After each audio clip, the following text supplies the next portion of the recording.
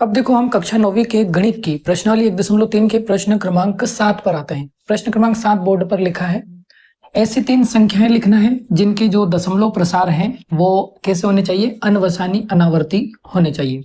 ये सिर्फ एक शब्द को बदला है, लेकिन इस शब्द को बदलने से हमें मन में डर नहीं होना चाहिए। सबसे पहले हम समझते हैं कि जो दशमलव प्रसार होता है ना, वो 2 संख्याओं का हो सकता है और टोटल वो 3 प्रकार का होता है। देखो, परिमेय संख्याओं का भी दशमलव प्रसार होता है और अपरिमेय संख्याओं का भी दशमलव प्रसार होता है। दशमलव प्रसार जो होता है वह परिमेय का भी होता है और अपरिमेय का भी होता है। दोनों प्रकार की संख्याओं का दशमलव प्रसार हो सकता है। अब अगर हम परिमेय संख्याओं के दशमलव प्रसार की बात करते हैं तो ये शांत दशमलव प्रसार होता है और दूसरा इसी का एक और प्रकार क्या है, अशांत आवर्ती दशमलव प्रसार। यानी परिमेय संख्याओं में जो दशमलव प्रसार होता है वो 2 तरह का होता है, एक तो शांत दशमलव प्रसार और एक अशांत आवर्ती दशमलव प्रसार। और अपरिमेय संख्या में जो दशमलव प्रसार होता है वो केवल एक ही प्रकार का होता है, जिसको हम अशांत अनावर्ती दशमलव प्रसार कहते हैं। अब यहाँ पर प्रश्न में हमको अनवसानी अनावर्ती बोला है। ये शब्द का अर्थ क्या होता है, इस शब्द का अर्थ होता है अशांत। इसका अर्थ क्या होता है, अशांत, यानी जो कभी भी खत्म ना हो। तो अब कभी भी खत्म कहाँ नहीं होता है, अशांत यहाँ भी है, अशांत यहाँ भी है, और यहाँ पे आवर्ती लिखा है, यहाँ पे अनावर्ती लिखा है। तो हमारे को ये वाली संख्याएं लिखनी है 3। ऐसी 3 संख्याएं लिखनी है जिनके दशमलव प्रसार अनवसानी अनावर्ती यानी अशांत अनावर्ती हो, क्योंकि अशांत को हम अनवसानी भी कहते हैं। तो अनवसानी अनावर्ती या अशांत अनावर्ती एक ही बात होती है। अब यहाँ से एक बात तो क्लियर हो गई प्रश्न से कि ये अनवसानी का अर्थ क्या है, अशांत है। अशांत यानी कि दशमलव का जो प्रसार है वो कभी भी रुकने वाला नहीं है, कभी भी खत्म होने वाला नहीं है। दूसरी बात, अनावर्ती का अर्थ क्या होता है कि कोई पैटर्न नहीं बनेगा। अब पैटर्न नहीं बनना, जैसे अगर कोई संख्या है 3.476 476 476, अब पैटर्न क्या दिख रहा है, 476 476 476, ये बार बार रिपीट हो रहा है। तो ये अशांत दशमलव है, ये बात तो सही है, लेकिन आवर्ती है। ये कैसा है, आवर्ती है।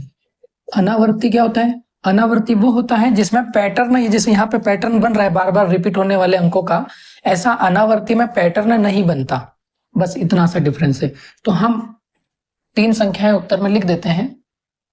नंबर 1, जैसे हम कुछ भी लिख सकते हैं मन से, 3 दशमलव, बस पैटर्न मत बनाना।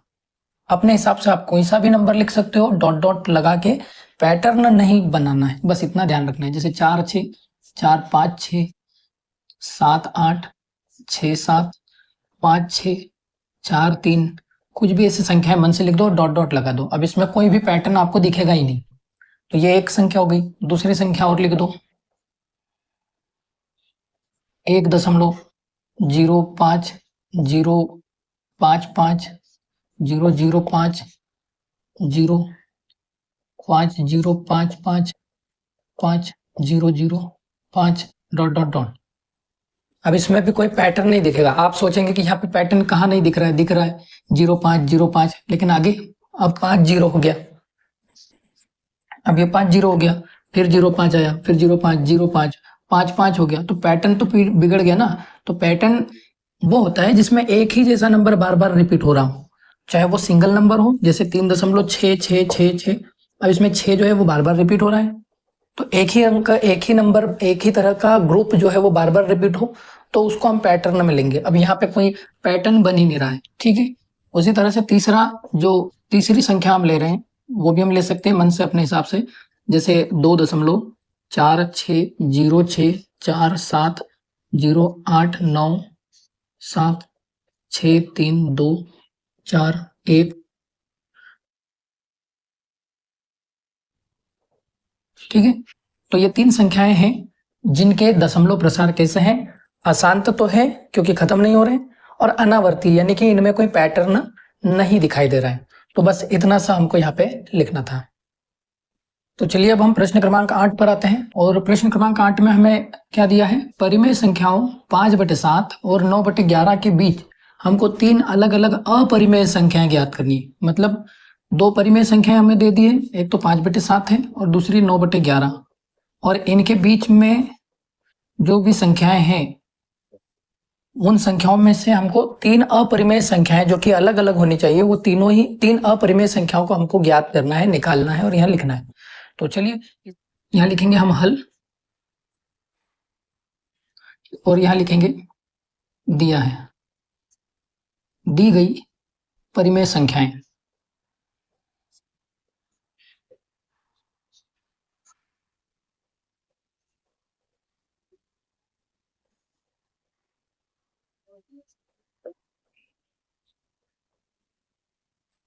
तो दी हुई परिमेय संख्याएं कौन कौन सी है? 5/7 और 9/11।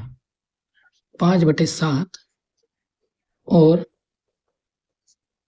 9/11 है, ठीक है। अब हम 5/7 और 9/11 को दशमलव रूप में बदलेंगे, और दशमलव रूप में बदलने के लिए हम क्या करते हैं, ऊपर वाली संख्या में भाग लगाते हैं नीचे वाली संख्या से। मतलब इस 5 में भाग लगाएंगे 7 से, लेकिन उसके पहले हमको यहाँ एक लाइन लिखनी है, परिमेय संख्याओं को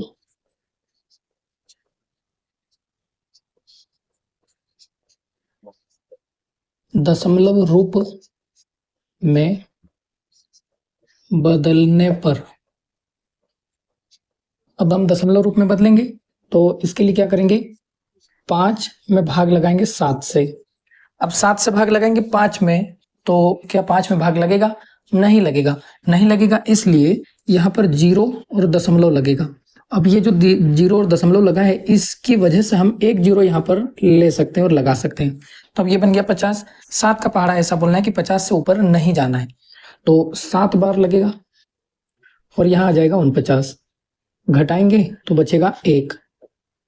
7 से भाग लगाएंगे, 1 में भाग नहीं लगेगा, लेकिन हमने दशमलव लगा रखा है तो इसकी वजह से यहाँ पर एक 0 हम ले सकते हैं। तो अब ये बन गया 10। 7 से भाग लगाएंगे तो 7 एकम 7। घटाने पे बचेगा कितना? केवल 3। अब यहाँ 3 बचा, इस दशमलव की वजह से हम यहाँ पर एक 0 लगा सकते हैं। तो 7 का भाग लगाएंगे इस 30 में, 4 बार लगेगा, 28 आएगा। घटाने पे बचेगा कितना? सिर्फ 2। ये बचा 2। इस दशमलव की वजह से फिर से हम इसमें 0 लगाकर इस 2 को 20 बना देंगे, और 7 से भाग लगाएंगे 20 में, तो 2 बार लगेगा, 7 दूनी 14। घटाएंगे तो 6 बचेगा। इस दशमलव की वजह से फिर से हम यहाँ पर एक 0 लगाएंगे। अब ये बन गया 60। 7 से भाग लगाएंगे 60 में, तो 7 8 56, और घटाने पे बचेगा 4। अब वापस से इस दशमलव की वजह से यहाँ पे लग जाएगा 0, बन गया 40। 7 से भाग लगाएंगे, 7 पंजे 35, और घटाने पे बचेगा कितना? 5। दशमलव की वजह से फिर से यहाँ पे लग जाएगा 0, ये बन गया फिर से 50। अब देखो यहाँ पे 50 पहले से बना था, यहाँ फिर भी बन गया, यहाँ पे भी 50 बना था और यहाँ भी 50 बन गया। तो मतलब अब वापस अगर भाग लगाएंगे तो 7 7 49 होगा। यानी कि अब यहाँ से पूरा सवाल जो है वो इसी तरह से बार बार रिपीट होने लग जाएगा। ये पूरा का पूरा जो है, इतना जो हमने अभी तक हल किया, ये फिर से अब रिपीट होने लग गया। तो यहाँ इसके आगे हम अब नहीं करते हैं। अब आप समझ गए हैं कि यहाँ से रिपीट हो रहा है, यानी ये है वो नंबर जो दशमलव रूप में 5/7 कुछ ऐसे हम लिख सकते हैं। तो 5/7 का जो दशमलव रूप है वो क्या निकला? 0.714285, और ये रिपीट होगा तो 714285, 714285, 714285 डॉट डॉट डॉट, इस तरह से हम लिख सकते हैं। अब इसी तरह से हम क्या करेंगे, दूसरा वाला जो है 9/11, उसको भी बदलेंगे दशमलव रूप में। तो उसके लिए भी हम क्या करेंगे, 9 में भाग लगाएंगे 11 से, और 11 का जब हम भाग लगाएंगे 9 में तो भाग नहीं लगेगा। भाग नहीं लगेगा तो हम यहाँ क्या लगाएंगे, 0 और दशमलव। 0 और दशमलव की वजह से अब हम यहाँ पर एक 0 ले सकते हैं, लगा सकते हैं। तो अभी बन गया 90। 11 का पहाड़ा ऐसा बोलना है कि 90 से ऊपर नहीं जाना है, तो 8 बार में भाग लग जाएगा, 88 आएगा, और यहाँ पर जब हम घटाएंगे तो बचेगा केवल 2। अब इस दशमलव की वजह से यहाँ पर एक 0 लगा सकते हैं, और ये 0 लगाने से ये बन गया 20। 11 से भाग लगाएंगे तो एक बार लगेगा, और यहाँ पर 11 एकम 11 हो जाएगा। तो घटाएंगे 20 में से 11, बचेगा 9। इस दशमलव की वजह से फिर से हम यहाँ पर एक 0 लगा सकते हैं।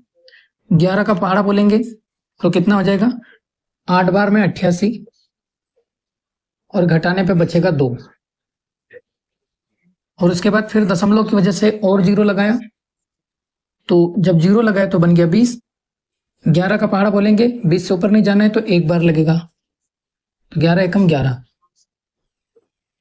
घटाने पे फिर से बचेगा 9। अब अगर यहाँ भी आप ध्यान से देखते हैं तो एक चीज समझ में आ रही है कि ये जो 8 1 8 1 ये बार बार एक पैटर्न बनाकर रिपीट हो रहा है, यानी दशमलव प्रसार यहाँ पर भी रिपीटेड मैनर में दिख रहा है, रिपीटेड दिख रहा है। और रिपीट हो रहा है इसका मतलब कि ये जो है इतना आगे हमको करने की लिखने की जरूरत नहीं है। 0.81 किसका है, ये 9/11 का दशमलव प्रसार है, दशमलव रूप है। तो अब हम यहाँ पर लिखेंगे आगे, चूंकि 5/11 जो है वो कितना निकला है हमारे पास, 5 में जब हमने भाग लगाया, सॉरी 5/7 है, 7 है, हाँ, तो 5/7 का मान कितना निकला, 5 में 7 से भाग लगाया तो उसका जो दशमलव रूप आया वो कितना है, 0.71, 0.71 4285 ये है। और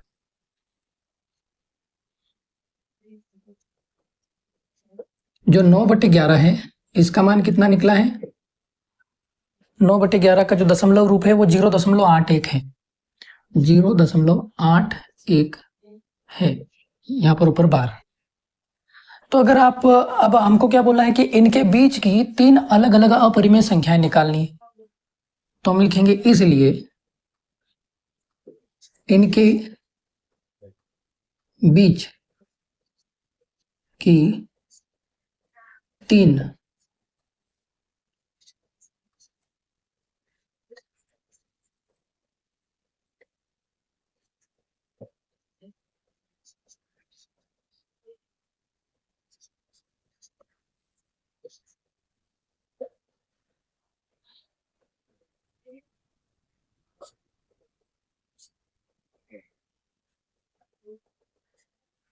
अलग अलग जो हमको अपरिमेय संख्या निकालनी है वो कुछ इस प्रकार है, और मैंने यहाँ पे 3 नंबर डाल दिए 1 2 3। अब यहाँ 3 अपरिमेय संख्याओं को हम लिखेंगे जो कि इनके इसके और इसके बीच की होगी। 5/7 और 9/11 के जो दशमलव रूप हैं इनके बीच में हम निकालेंगे। अब देखो 5/7 का मान है 0.714285। अगर हम यहाँ पे, मैं यहाँ लिख देता हूँ थोड़ा साइड में रफ कार्य, 0.714285। अगर मैं इतने पूरे को लेने की बजाय सिर्फ इतना ले लेता हूं 0.71 और दूसरे वाले नंबर में 0.81, और अगर आगे से थोड़ी देर के लिए मैं हटा दूं इस 0 को भी, तो अभी क्या बन गया, ये 71, यहाँ पे 81, यानी 81 और 71 के बीच के हमको नंबर चाहिए। तो हम 72 ले सकते हैं, 73 ले सकते हैं, 74 ले सकते हैं, 75, 76, 77, 78, 79, 80, ठीक है, ये हम ले सकते हैं। तो इनमें से किसी को भी उठा लो, लेकिन 0 दशमलव के साथ में उठाना है, ठीक है, क्योंकि इनके आगे 0 और दशमलव लगा है दोनों के बीच में। तो यहां से मैं मान लेता हूं कि 73 को उठा रहा हूं, तो पहले मैं लिख देता हूं मैं 0.73, और बस अब आगे कुछ भी ऐसे लिख दो अपने हिसाब से, 2 5 3 4, पैटर्न नहीं बनाना है, बस इतना ध्यान रखना है, क्योंकि हमको अपरिमेय संख्याएं बोली है और अपरिमेय संख्याओं में पैटर्न नहीं होता है, क्योंकि ये अशांत अनावर्ती होती है, आवर्ती नहीं होती है। ये हो गया एक नंबर। दूसरा, यहाँ पे जैसे आगे 73 है, ऐसे 74 ले लो आगे, अब यहाँ पे, और अब कुछ भी लिख दो, 1 0 0 1 4 3 2 5 7 डॉट डॉट डॉट, और इसी तरह से 0.79 ले लो, 79 हो गया यहाँ पे, जैसे यहाँ 71 है, अब यहाँ पे 79 हो गया, आगे कुछ भी ले लो, 3 4 3 2 5 7 3 डॉट डॉट डॉट। तो ये हो गई 3 अपरिमेय संख्याएं जो कि 5/7 और 9/11 के बीच में है, और अपरिमेय संख्याओं को हमने यहाँ पर लिख दिया है। तो हमको करना यहाँ से पूरा, ये आपको भाग देकर दिखाना पड़ेगा आपकी कॉपी में भी, और फाइनली लास्ट में हमको इस तरह से उत्तर लिख के बताना है। ठीक है, तो चलिए अब हम प्रश्न क्रमांक 9 पर आते हैं।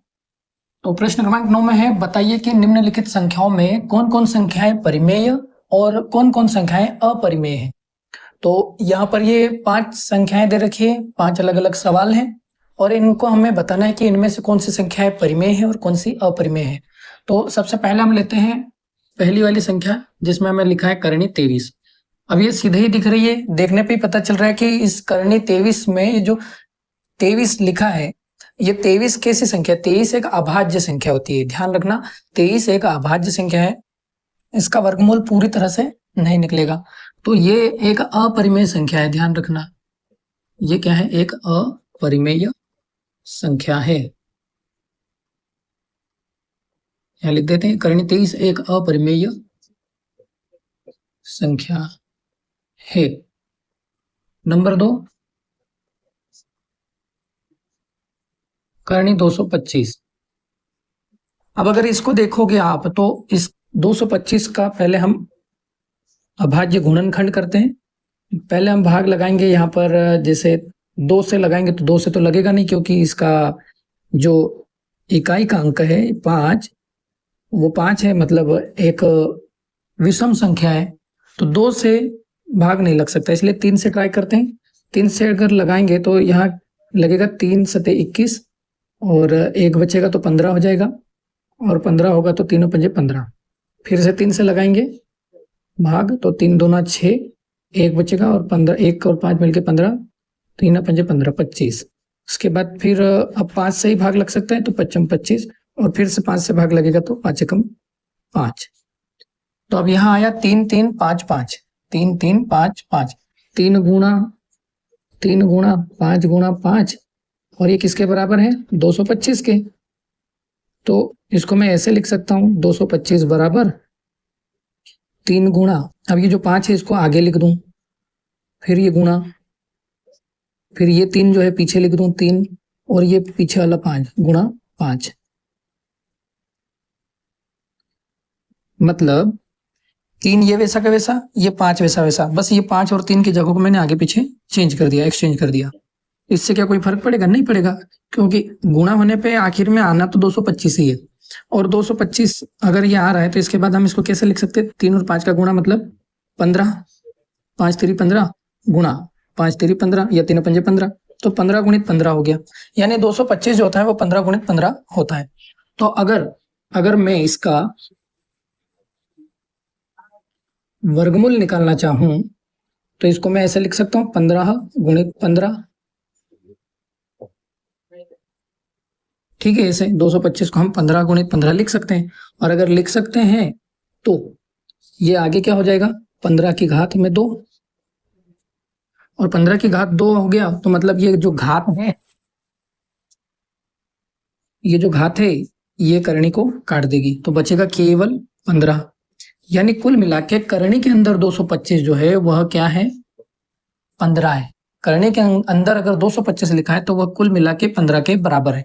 और 15 क्या होती है? एक परिमेय संख्या, क्योंकि इसके बटे में हम मन से 1 लिख सकते हैं, इसके बटे में मन से 1 लिख सकते हैं, तो ये p बटे q का रूप ले लेगी, और p बटे q के रूप वाली सारी संख्याएं परिमेय संख्या होती है। ठीक है, तो हम इसको क्या लिखेंगे? 225 जो करणी के अंदर है वो कैसी संख्या है? एक परिमेय संख्या है।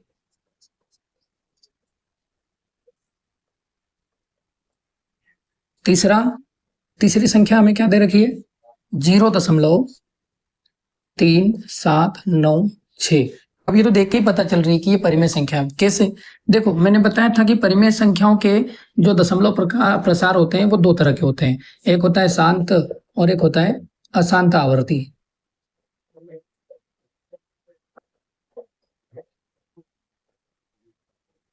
ठीक है, तो अब ये दशमलव का इस संख्या का जो दशमलव प्रसार है वो कैसा दिखाई दे रहा है? ये तो शांत है ना, तो शांत है तो किस में आता है? शांत दशमलव प्रसार तो परिमेय में ही होता है, सीधी सी बात है। तो ये क्या है? ये भी एक परिमेय संख्या है।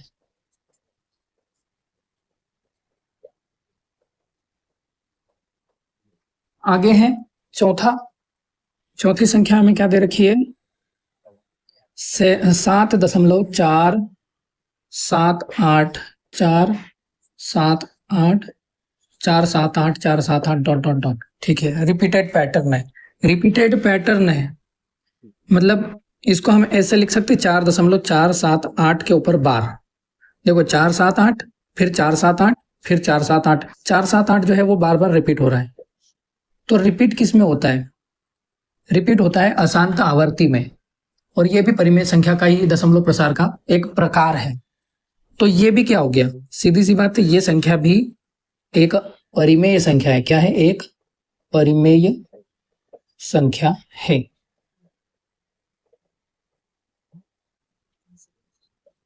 और जो लास्ट संख्या है वो ये है 1.0.1.000100001 डॉट डॉट डॉट। अब यहां आप देखोगे तो ये एक अशांत दशमलव है। इसका दशमलव प्रसार कैसा है, अशांत है। लेकिन अशांत दशमलव प्रसार दो तरह के होते हैं। अशांत दशमलव प्रसार दो होते हैं, एक होता है आवर्ती और एक होता है अनावर्ती। और जो आवर्ती होता है ना वो परिमेय में होता है, और जो अनावर्ती होता है वो अपरिमेय में होता है। आवर्ती में क्या होता है, एक पैटर्न दिखाई देता है, जैसे ये पैटर्न दिखाई दे रहा था पिछले वाले सवाल में 478 478 478 ये बार बार रिपीट हो रहा था। लेकिन अनावर्ती में जो है वो पैटर्न नहीं होता है, सेम पैटर्न नहीं होता है। अब देखो यहाँ पे कैसे, एक दशमलव के बाद में 1 0 रिपीट हुआ, 1 0, लेकिन साथ में एक और फिर से अब यहाँ जब 1 आना चाहिए था तो अब यहाँ क्या आ गया, 0 आ गया, यानी पैटर्न बिगड़ गया। फिर जहां वापस 0 आना था वहां 1 आ गया, यहाँ पे यहाँ 0 आना था, ऐसे होना था। तो यहाँ पे पैटर्न आप देख पा रहे हैं, ये बिगड़ गया, यहीं से पैटर्न बिगड़ गया, पूरा का पूरा पैटर्न बिगड़ गया। तो कुल मिला के पैटर्न बिगड़ गया, मतलब पैटर्न इसमें है ही नहीं। और पैटर्न किस में नहीं होता है, अशांत आवर्ती में या अनावर्ती में। सीधी सी बात है, अशांत अनावर्ती में पैटर्न नहीं होता है, लेकिन खत्म भी नहीं होता है। तो ये कैसे संख्या होती है, अपरिमेय संख्या। तो यहाँ लिखेंगे यह जो है वो क्या है, एक अपरिमेय संख्या है।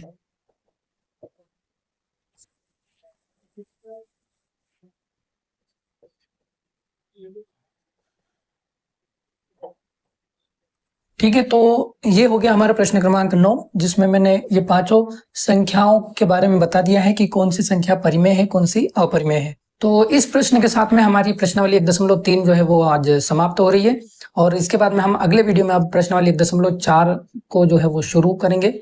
तो मिलते हैं हम अगले वीडियो में एक नए टॉपिक के साथ में, नए प्रश्न के साथ में, एक नई शुरुआत के साथ में। तब तक के लिए अपना ध्यान रखिएगा, खुश रहिए। जय हिंद, वंदे मातरम।